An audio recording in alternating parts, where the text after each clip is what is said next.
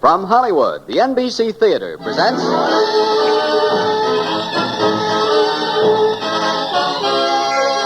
Screen Director's Assignment. Production, It's a Wonderful Life.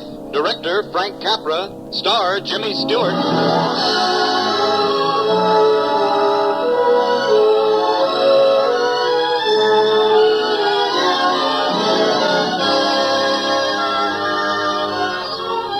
The Hollywood Screen Directors present a flight of fancy into time that never was. It's a Wonderful Life, starring Jimmy Stewart, and introducing the director of the film, Frank Capra.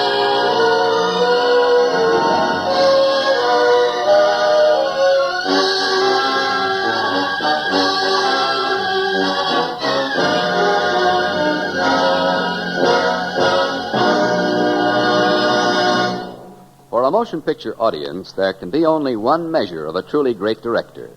His name by itself must be a badge of excellence upon the screen. Such is the name of our guest screen director tonight, for it has become a synonym for unforgettable motion picture entertainment. The NBC Theater is proud to present the distinguished director of such brilliant films as It Happened One Night, Lost Horizon, You Can't Take It With You, and tonight's story, It's a Wonderful Life. Ladies and gentlemen, Mr. Frank Capra.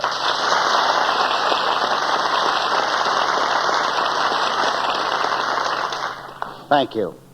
The story of It's a Wonderful Life became a motion picture by a rather roundabout way. It started out as a simple message of goodwill, a brief fantasy printed on Christmas cards to be exchanged between friends. It was a fine story, warm and human and exciting in a very unusual way. We felt that it had something that perhaps could be shared by everyone. That's why we made the picture. And now tonight we hope to share it with you again as a radio play. It's a Wonderful Life, starring Jimmy Stewart in his original role of George Bailey.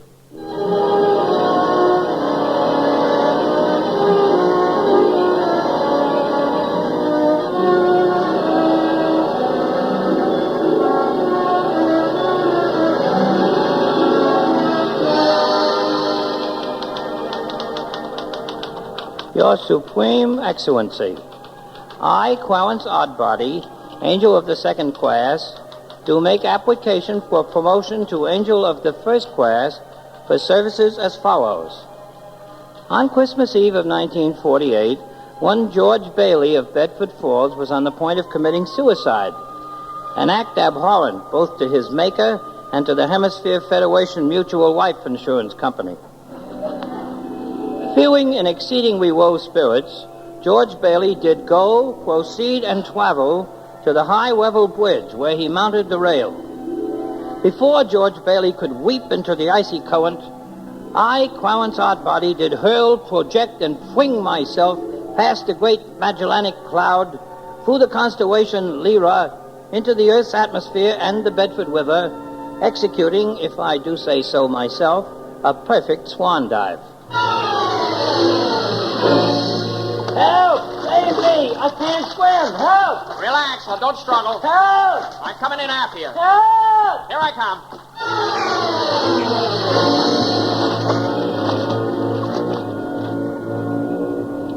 It's a good thing this old toll house on the bridge was unlocked. Yeah, well, we can both dry off in here without freezing. Yeah. How'd you happen to fall into the river? I didn't fall in. Huh?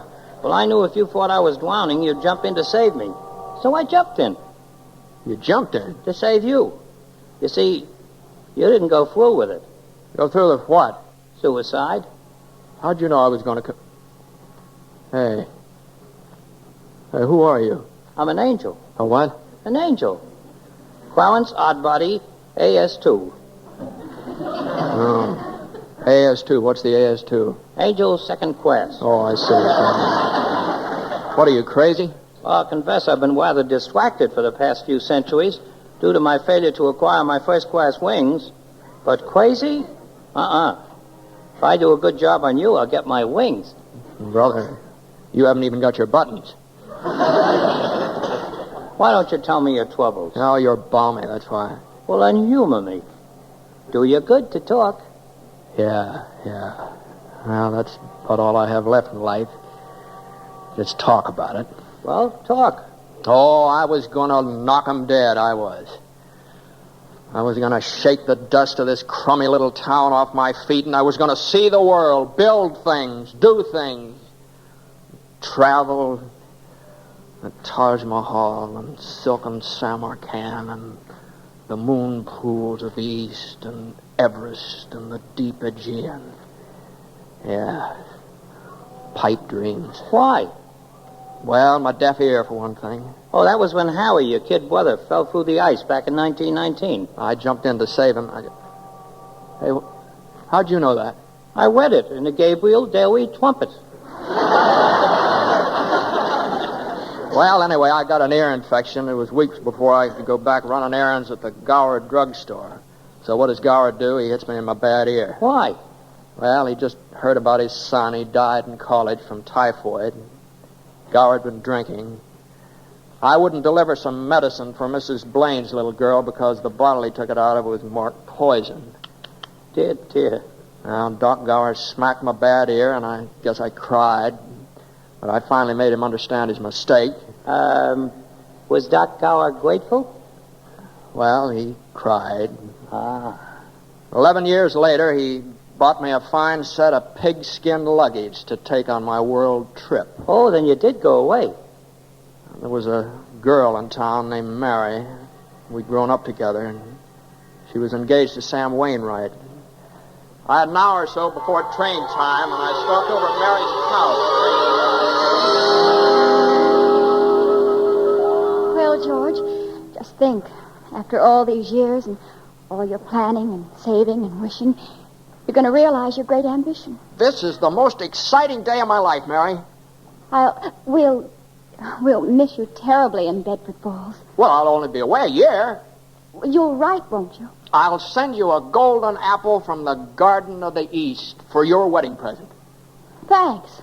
I'll make golden applesauce out of it. What's the matter? What, I say something wrong? Hey, doorbell's ringing. I know the doorbell's ringing. Don't you sneak away, George Bailey. I want to talk to you.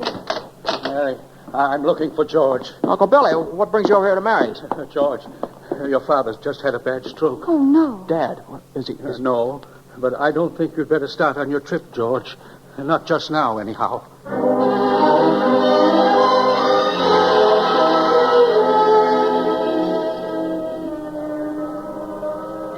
Well, go on, George.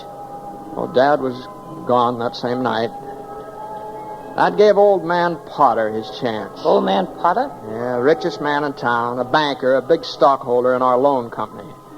We'd always fought Potter on a lot of issues, and now he wanted the loan company to dissolve so he could rule the roost in Bedford Falls. Potter and I had it out a week after Father died, right in the boardroom of the loan company.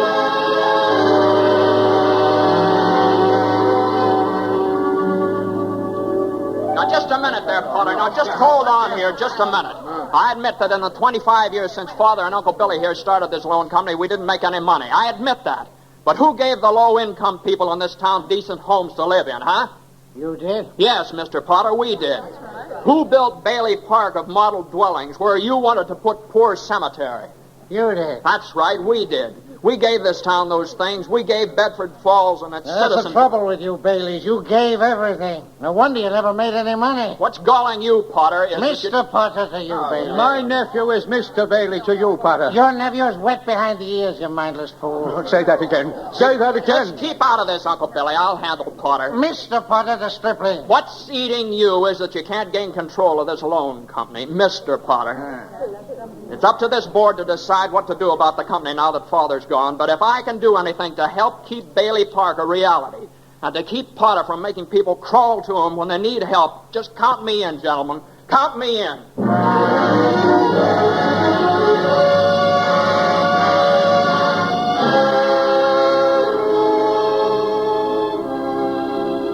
As a result of that speech, the board voted to continue the loan company if I'd remain as vice president. Goodbye, trip around the world, huh? Yeah. At least until Brother Harry came home from college to take over for me. Only Harry came home with a wife. Well, that's co-education for you. Yeah. But did his wife's father have to give Harry a big job out of town? Oh, I see. Leaving you holding the bag with the loan company. Yeah. Hey, what's that music? That's a church hymn. Old 100. Seems to me Mary sang it that day long ago. Remember? In the church choir. After church, you walk Mary home. Remember, George? Remember? Come in for a minute, George. Well, just for a minute, Here, Mary. let me take your hat and coat. Mary? Who's that down there with you? It's George Bailey, Mother. What do you want? Well, I don't know. What do you want, George? Me? Well, not a thing. I just came in to get warm. He's making violent love to me, Mother. Well, tell him to stop. It's Sunday. Hey, now, look here, Mary. I didn't come here to... What did you come here for? Well, I just walked you home, that's all. Lots of girls ogling you at church. Why pick on me? Well, now, listen, Mary, Why don't you go home? Well, I will. Thanks. Where's my hat? You got it on. Thanks. You're entirely welcome. Goodbye. Deaf in one ear and blind in both eyes. That's you, George Bailey. Now what's the matter? You ought to see a specialist.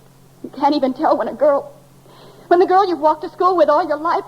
Oh, go see a big eye, ear, nose, and throat man. Why, Mary. Hey, Mary. Hey, let's go and see a specialist together. Reverend McAllister, big hymn, sermon, and wedding ceremony man, huh?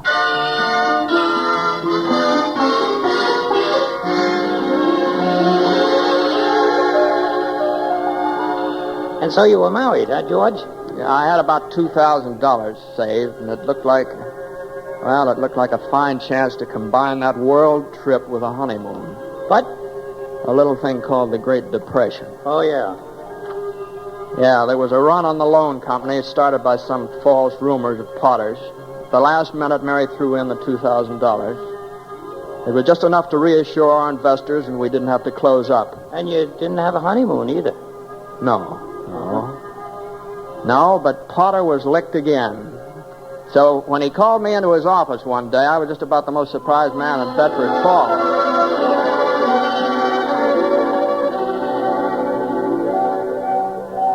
Well, I want to tell you, George, my lad, that during the Depression, you and I have been about the only ones kept our heads in this town. Thanks, Mr. Potter. Yeah, all that talent, and where does it get you? 28 and 29, married, and making $40 a week. 45.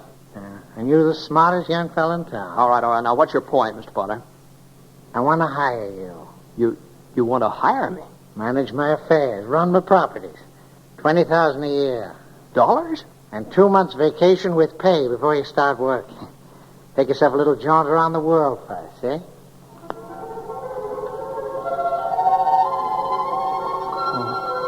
Everest, the Vale of Kashmir, and the moon pools of the east, and the deep Aegean, and the whispering Aurora. Well, George? Well, but what about the loan company? Well, what about it? We'll dissolve it. Oh, no.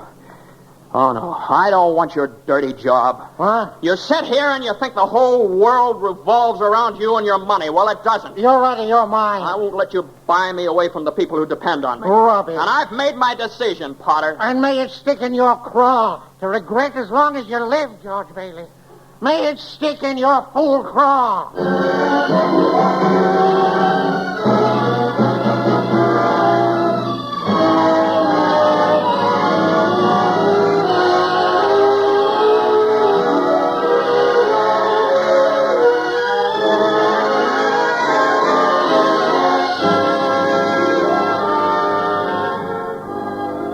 You are listening to the Hollywood Screen Directors presentation of It's a Wonderful Life, starring Jimmy Stewart with Arthur Q. Bryan as the angel and introducing the director of the film, Frank Capra.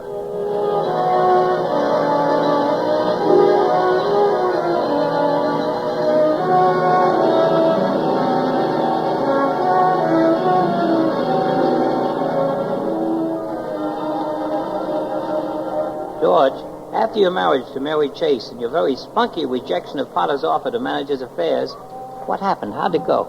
Oh, I stuck it out a few more years with the loan company. Then the war. Doc Gower and Uncle Billy sold war bonds. And Harry. My kid brother Harry shot down 2 Jap suicide planes just as they were about to crash on a transport full of U.S. troops. Well, what about you? Oh, 4F. The bad ear?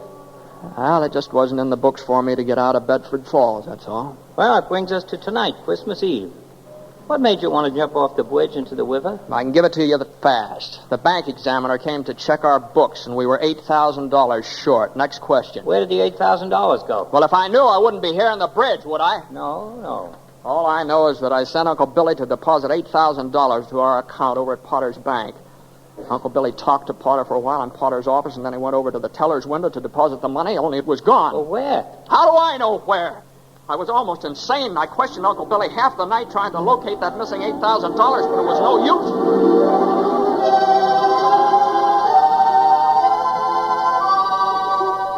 Please, George, please don't ask me any more questions. I can't think anymore. You've got to think anymore, you stupid, fumbling fool. I've got to have that money. Do you realize what this means to us? It means bankruptcy and scandal and shame and prison. Now, one of us is going to jail for this, but it's not going to be me. I've had enough of being the fall guy for this crummy little town.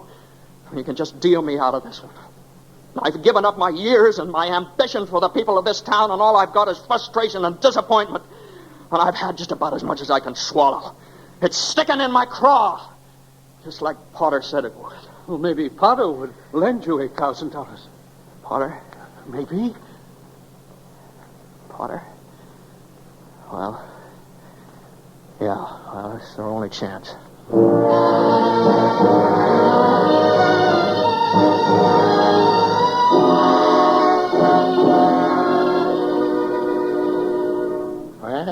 what about all your fine friends you've done so much for, George? Why don't they lend you the money, huh? Well, they don't have that kind of money, Mr. Potter. You know that. Now, please help me. Well, what kind of security do you have? Any stocks? No, sir. Bonds? No, sir. Real estate collateral of any kind? Well, I've got a $15,000 life insurance policy. What's its loan value? $500. $500. Look at you. You were going out and lick the world once. What are you now? You're a miserable clerk crawling in here on your hands and knees and begging for help. $500. Now, you're worth more dead than alive. Oh, that's very true. So you want me to help you, huh? Well, I'll tell you what I'm going to do.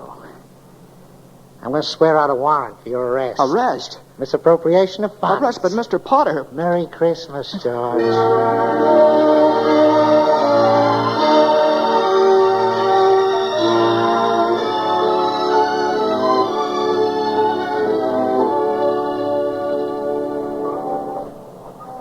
And so, because you were worth $500 alive and $15,000 dead, you thought killing yourself would make everybody happier? Better still, I should never have been born. What's that? What's that you said? I said I wish I'd never been born. That's what I thought you said. George, they've granted your wish. And maybe I've got the scheme to win me my wings. Angel first class. What wish? George, you've never been born. Oh, stop it, will you? You're talking like an idiot. Am I, George? Let's see. Excuse me, man. Got a match? Who are you? Come in, Doc. Come in. Got a match, anybody? Hey, you're Doc Gower, the druggist. I was Doc Gower, the druggist. Until I poisoned a little girl by mistake. Oh, no, wait a minute, Been Doc. drunk ever since. Now, Doc, don't you remember? I discovered your mistake, and I warned you just in time. Oh, you. Well, don't you remember me? I'm little George Bailey. I ran errands for you. Nobody named George Bailey ever worked for me. Match? Here you are, Mr. Gower. Now, all I need is a cigar. Here you are, Mr. Gower. Reply. God rest you, merry gentlemen. May none of you is... Oh, wait a minute, Doc. Let him go, George. Let him go. That broken old derelict, Doc Gower? Well, you weren't born, George, so you couldn't prevent that broken old derelict. Hey, wait a minute. Hey, I'm going home. Home? What home? You never lived. Oh, shut up now. Cut it out. You're crazy. Let's see if I am. We'll go to your home. Ride the bleak wind, George Bailey. Let's see where you live. Let's see.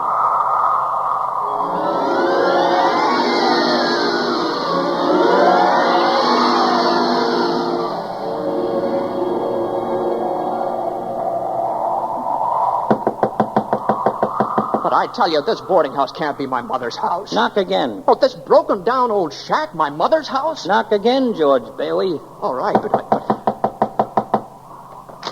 There's no vacancy. Mother. What are you talking about? Mother, please help me. There's something terrible's happened to me. Just keep me here until I get over it, please. I never saw you before in my life. Don't take in strangers unless somebody I know sent them. Uncle Billy sent me, your brother. You knew him. Well, of course I know him. I saw him just today. That's a lie. He died in the insane asylum after old man Potter took over the loan company. Why do you lie to me? Mother, please. Good night. Mother. Come on, George. We've other places to go.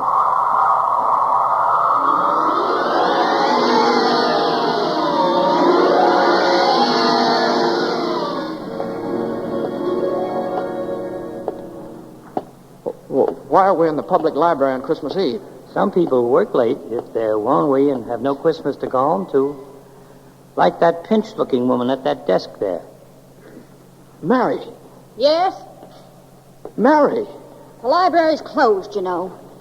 Mary, you're my wife. You must be quite out of your senses. Now, look at me. Look at me, Mary. I'm George. I'm your husband. We're married. I never married. Man I'd marry never was born, if you must know. I hate them. Mary, no, look at me. I'm George Bailey. You're Mrs. George Bailey. I'll call the police. Mary, you must listen to me. Hello. Hello. Mary, listen to me. Give me the police and hurry.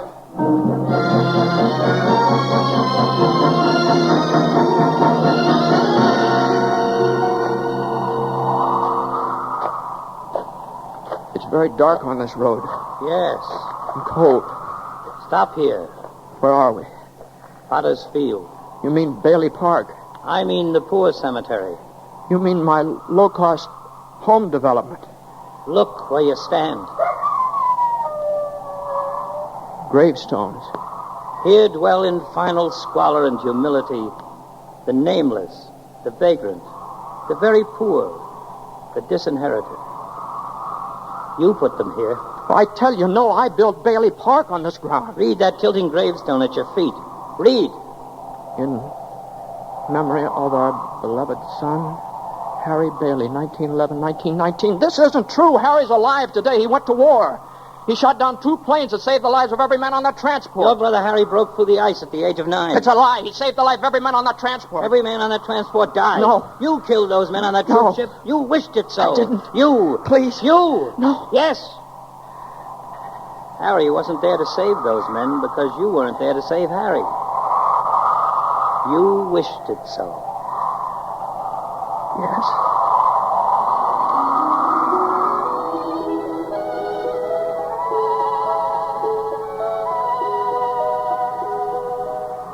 Forgive me, Clarence. You see, George, you'd have lived a pretty wonderful life if you'd only been born a strong and useful life. I know now. I know that no man is an island unto himself. I know now that our lives are woven inseparably one to another. I know that life bestowed by the Almighty is for no man to reject. Then my work is done. Wait, Clarence. Help me. Help me get back. I want to live again. I'm glad I was born. I want to live again. When you hear the musical chimes, I will have won my wings. Guardian angel, first class. Send me back, Clarence. Send me back to life again. Live, George Bailey. Send me back. Live. Thank you, God. Live. Thank you. Live. George! Live. George! What? Mary. Oh, George, darling. Mary, how'd you know I was here? Oh, I was so afraid for you. I thought of the bridge, too. I'm sorry, Mary. Oh, please come home. We've been looking for you. Looking for who? The whole town. Everyone in Bedford Falls that you ever helped. And that's everybody. I know, but there's $8,000 missing from the loan company. They know that. And they've taken up a collection to help you for all you've done for them. There's more than $8,000 under the Christmas tree. No. Cash, money orders, and checks. No. Yes. Well, hallelujah. Merry Christmas, George. Hey, Mary. Hey, listen. I didn't hear anything. When you hear the musical chimes... What chimes? Attaboy, Clarence. Attaboy.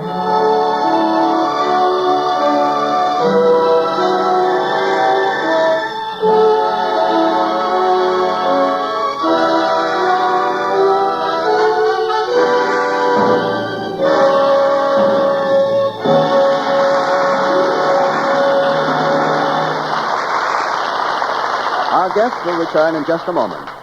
Next week, the NBC Theater brings you another outstanding motion picture story to the microphone as we present the romantic drama Hold Back the Dawn, and our star will be Charles Boyer.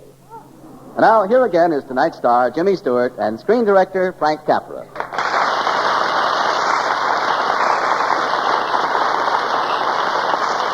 Say, Frank, do you mind if I ask you a professional question? Not at all, Jimmy. How do you turn out so many wonderful pictures? What's the secret, anyway?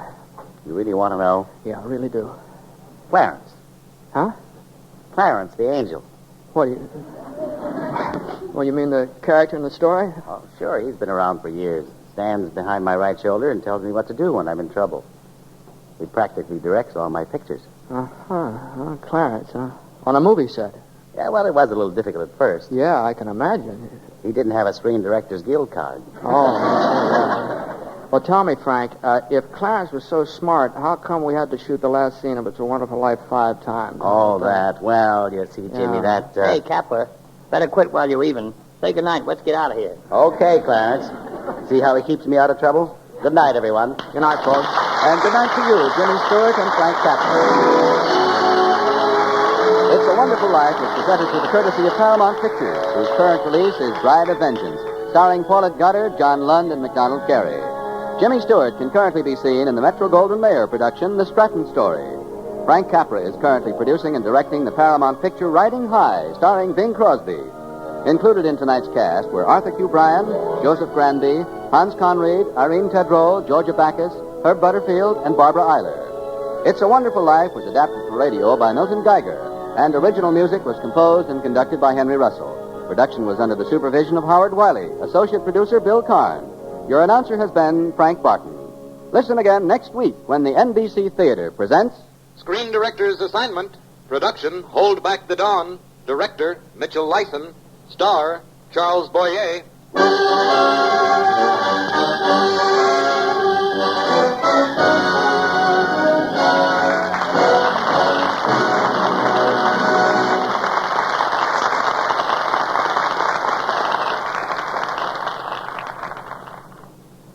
The NBC Theater came to you from Hollywood.